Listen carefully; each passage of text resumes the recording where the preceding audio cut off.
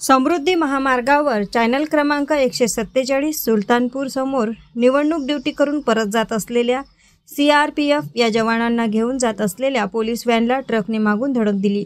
त्यामुळे मोठा अपघात झाला।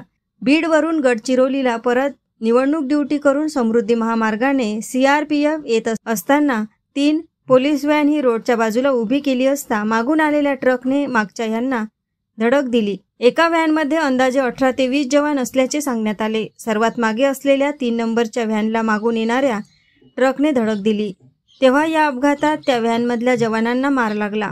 त्यापैकी 2 जणांना गंभीर मार लागला होता। या ठिकाणावरून जाणाऱ्या प्रवाशांनी अपघात बघताच गंभीर असलेल्या जवानांना आपल्या गाडीमध्ये टाकून ग्रामीण रुग्णालय धामणगाव रेल्वे येथे उपचाराकरिता आणले।